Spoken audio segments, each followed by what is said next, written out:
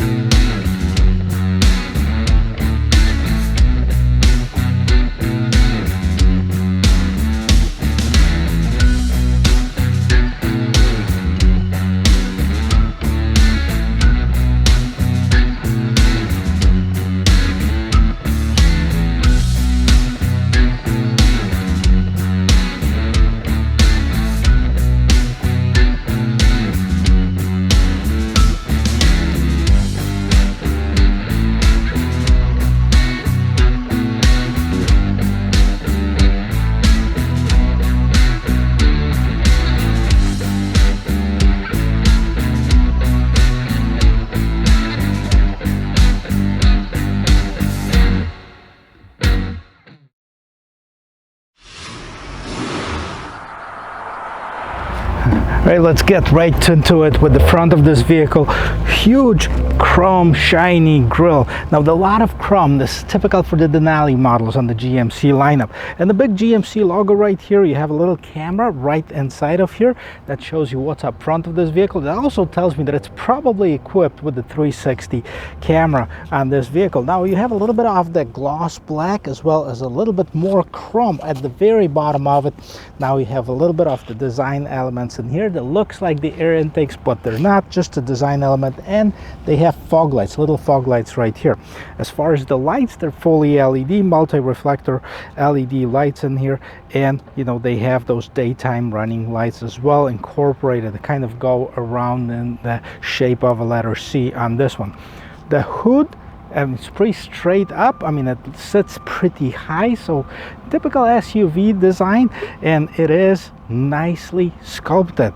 As far as the lines, you have those two very distinct indentations on both sides of the hood.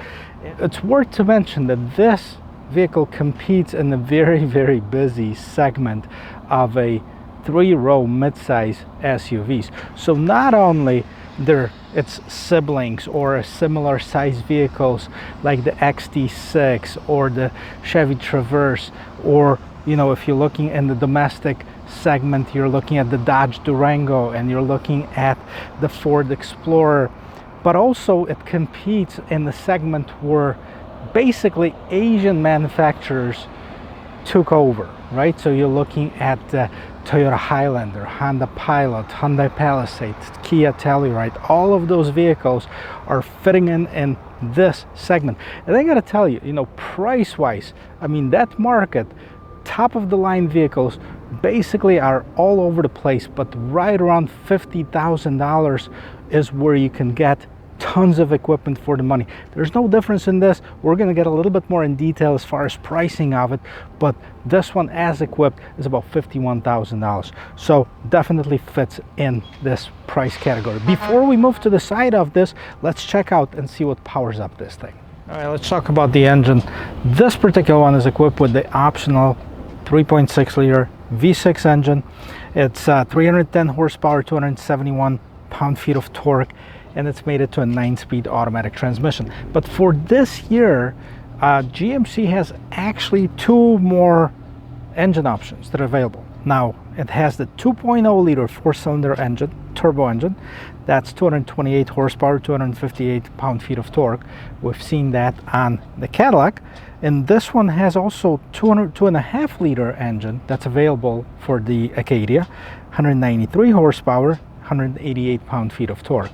Now, that 2.5 liter is standard on the SLE. Now, the 2 liter is available on SLE, standard on SLT, and late availability on the Denali. That's basically according to GMC website. So that's the engine. Well, let's check out what's going on the side of this car. It's very nice, it's very elegant, it's square, but yet at the same time it's refined. Some of you complained on the Envision that I did that it had the cladding that was a different color. It was like the matte black color, and the rest of the car was a different color. This one has all of the body molding the same color as the rest of the vehicle. So this is how it looks.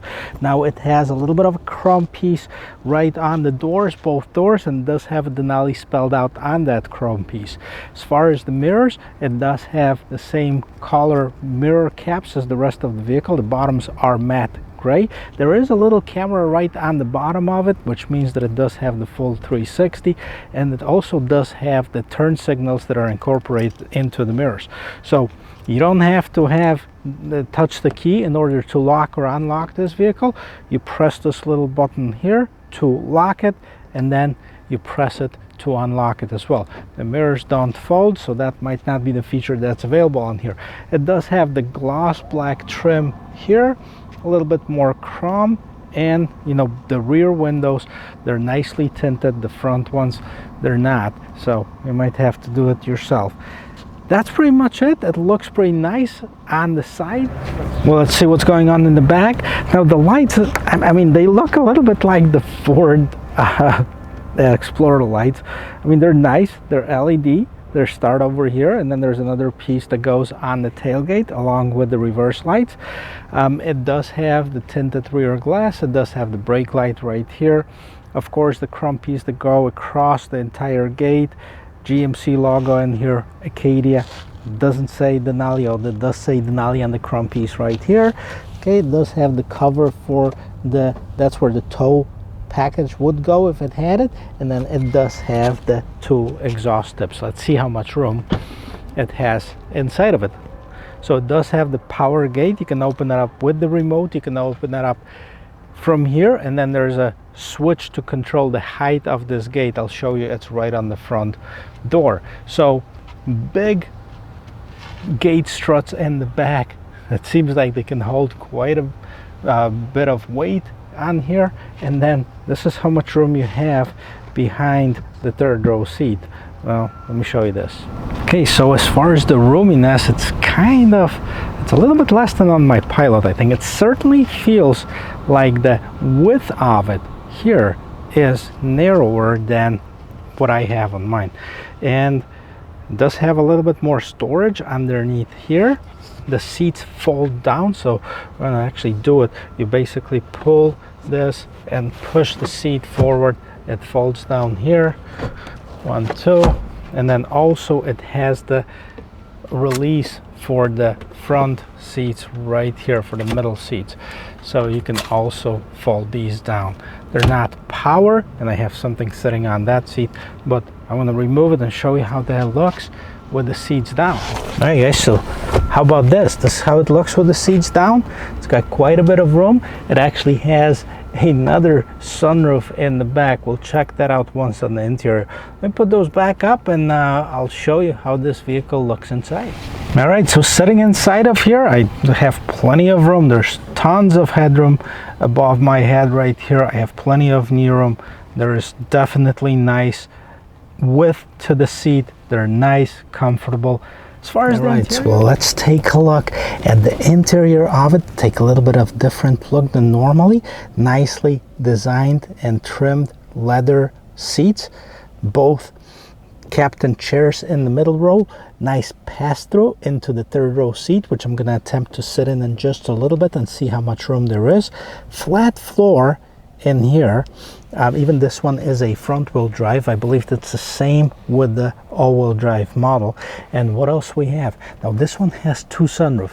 The rear sunroof is actually fixed. Okay, so this is, it only opens up the shade, so it adds some light into the car, but it doesn't open as far as the glass, and the front sunroof opens. And so here's a few more controls that you have in the back. That's in your middle console right here. So you have basically the fan control, temperature control, lights up nicely. Now you have your regular outlet, which is always useful. Then you have the USB-C and the USB port in here. And if you wanted to have extra storage, and extra cup holders. This drawer pulls out, and it's nice because you know what, when you fold it in, it's out of the way, so there's plenty of room to pass through.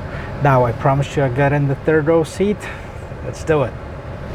Well, let's attempt to get into the third row seat. This pass-through right here, it seemed bigger, but maybe I grew a little bit. And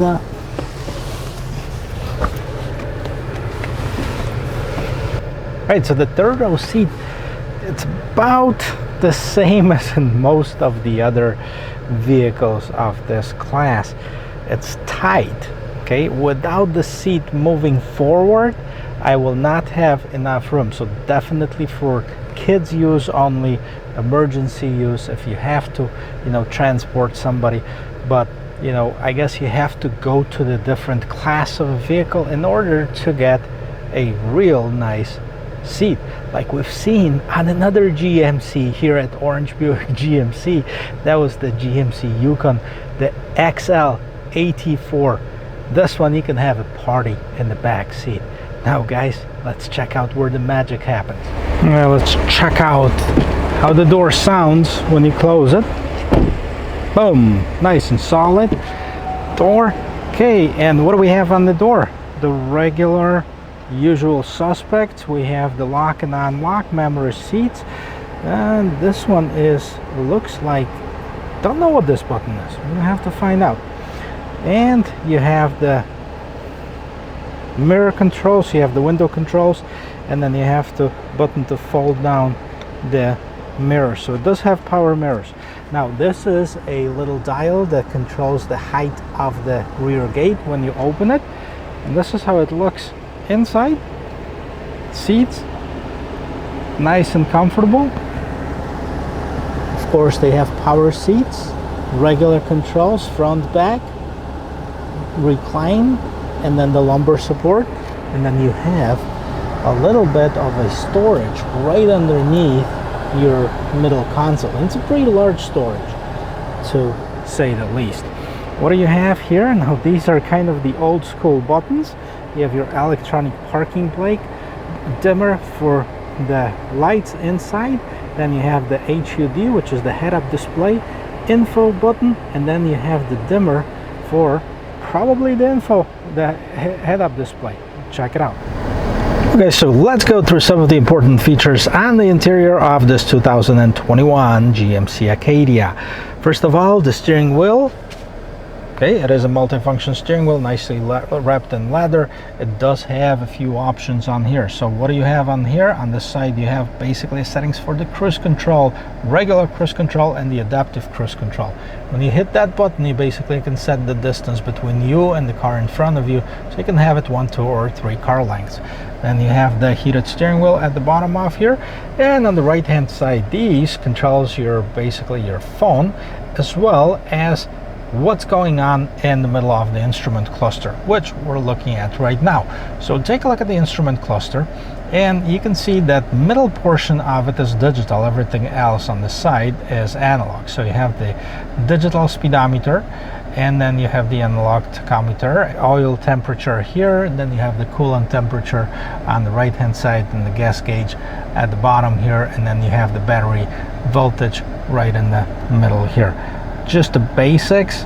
And the bottom you can see, at the bottom you can see of what gear you're in, and then you have right and left buttons. So the left button, basically what it does, it takes you to some settings for your navigation, phone options that are displayed right in the middle here, and they're going to be displayed inside of the speedometer. To the right you have the trip, and you can reset it. Now what's going on inside the speedometer, so you can quickly take a look and see different screens that are available. See if anything's like worth mentioning. Seems like a lot of car information, oil, air, fuel, etc, etc. So pretty basic information in here, and that's all that there is to the instrument cluster. Now there is a head-up display, and the head-up display unit, you can see it's probably blinking on your screen right there, and you can see that's just miles per hour, and then you can make it higher or lower as far as the placement of it. And then the information that you can see, it's also somewhat limited, but you can have the miles per hour, as well as you can have the tachometer in there as well. What's kind of surprising that GM didn't decide to put a little bit of a nicer and bigger screen in this vehicle. I mean, it's functional. It looks like they used the same screen all over the board. It's just put in a different place, and it's trimmed a little bit differently, but same infotainment system. So the main interface looks like all the other GMs, with a bunch of different options that are available. What's nice about it too, that you know, this one's equipped with a navigation system, so it has the regular map, but if you didn't have that, it has the Apple CarPlay, Android Auto capabilities. You can also set it up for a Wi-Fi hotspot if you'd like to. And then the regular apps, basically OnStar, My GMC, Sirius FM, climate, rear climate control. That's what's happening in here. And let's go back to the main screen, the home screen in here. You can control it, by the way, two different ways. You can do it just like I did as far as touchscreen, or you can use this tune button. Basically, it highlights different icons, and the one that you like to choose, it basically hit that select button. It also has a shortcut for the home button, back button, and it also has the forward and backwards as far as tracks or stations on the radio. As far as the radio, I checked it out. It's actually a decent radio. It's nothing too crazy, but it's a decent sound on the radio. The bottom, you have the shortcuts for your basically climate control. So you have a nice size knobs. Now, I appreciate a lot of people like those knobs. I mean, I get it. Some people don't like to have all the electronics, and maybe that's a little bit of the old school flair that a lot of people would go for it. Now, for the same people that go for the old school flair, that would be something that could throw them off big time. This is your gear shifter, and the placement of it right here, I'm not sure what they were thinking, but it is here. So parking, reverse, neutral, okay, as far as the drive, you know, and then you have the low. And I hope that these are not the sport buttons to switch gears, because that would be completely, doesn't make sense. All right, we'll have it in reverse right now. So I want to show you the rear view camera as far as that. And the nice part about it, that it is a 360, so you can see the top view of the vehicle, as well as you can see some of the trajectory lines moving as I move the steering wheel, as well as you can see the main screen trajectory lines moving. Then you have different modes for the camera, so you can have this as far as the close-up to the rear camera. This is your front of the vehicle, this is the rear of the vehicle. Now these are the sides of the vehicle. This is for towing, so straight down. And then you have basically just your all 360 camera in here. So nice settings for the camera.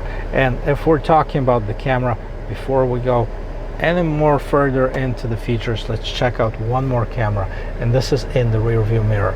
Now this is a monitor. Basically you can turn this on or off. You turn this off, you can see me, hello.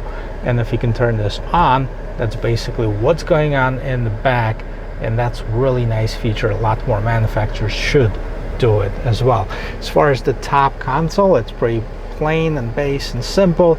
You have the OnStar SOS button, then you have the moonroof controls as well as the light controls. You have the garage door opener, as well as you have the sunglasses holder. Now this moonroof opens. Let's slide it open and see how much room we have once that opens up. Okay, so decent size. Okay, we have a little bit of a windscreen in here. Let's close that. Let's close that sunroof, and then let's move back to what's underneath here. So what do we have? You have the wireless charger, you have the USB and the USB-C port, as well as the regular 12-volt outlet. Now here, sometimes people get annoyed with this on and off switch, and I get it, I'm one of them. So you can turn that off if you want the vehicle to constantly be running without turning off at the stoplight. Now you can turn off your traction control. This is your hazard lights, and these are your parking sensors. What I really like about this is a real wood trim on this Denali model.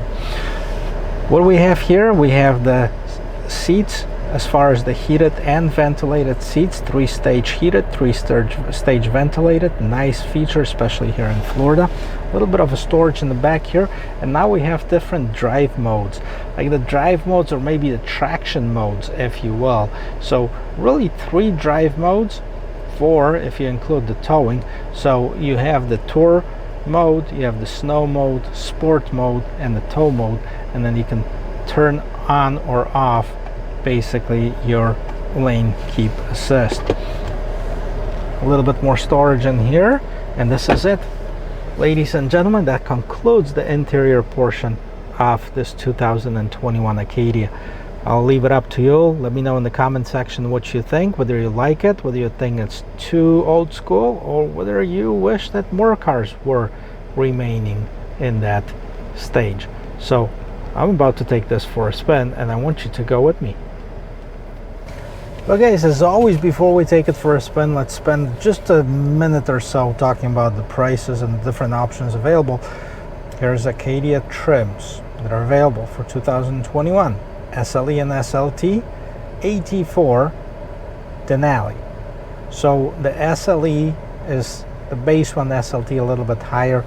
84 is the off-road one. It's actually a pretty darn cool looking one, and Denali is the luxury one. That's the one we're sitting in right now. So as far as the pricing of it, it basically it goes from 30, let's see. Now, to make it even more confusing, I'm looking at the GMC website right now, and we're talking about the SLE, SLT, 84, and Denali. Here's what's on their website. Okay, SL, SLE, SLT, and Denali. So they're adding another option, SL, 2.5 liter engine starting at $30,995. SLE, 2.5 liter engine, $35,095, so about $4,000 more. And if you wanted to get the 3.6 liter engine, the one that we have in this one right here, it's another $1,500. The SLT starts from $40,295, and the Denali starts with this engine starts at $47,795. Now available only with other drive types. That's the 84 that starts at $42,595, and that's that off-road vehicle.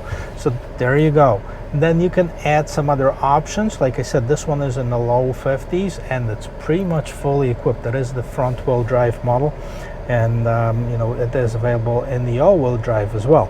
But let's take this really quick for a spin, and let's see how this vehicle handles.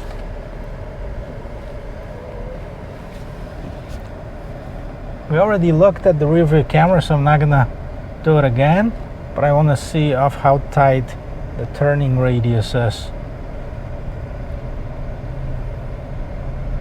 I don't have painted lines. My favorite feature for all of the turning diameters is gone out of here, but it is decent. It's probably about 4.5, almost 5 parking spots, but it is the, you know, it is the mid-size sport utility.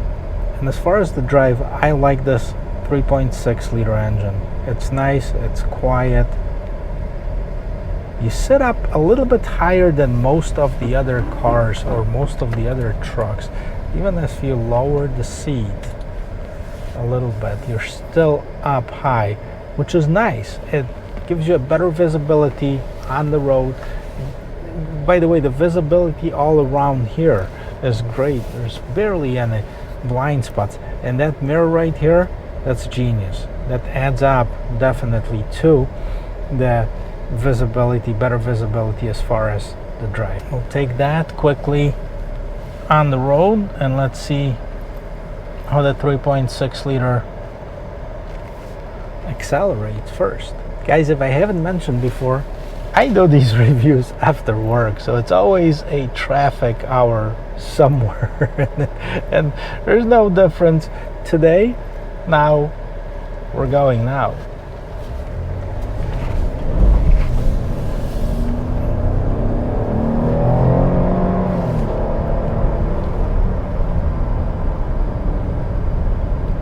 Am I in the sports mode? I'm in the tow mode. Let's get out of the tow mode and put it in the sports mode. There you go. It's a little bit different feel. It seemed like that was holding on to the gear for much longer, which makes sense if you're towing something. You don't want to switch gears 1, 2, 3 because you have some load behind you. Well, we'll just have to do it again. Overall, it feels really nice. It feels solid. The seats are comfortable. The steering wheel is comfortable. By the way, this has a tilt and telescoping steering wheel, which is the power option on here, which is nice. You don't have to move any of the levers to move it up or down. All right, so we'll check out the acceleration.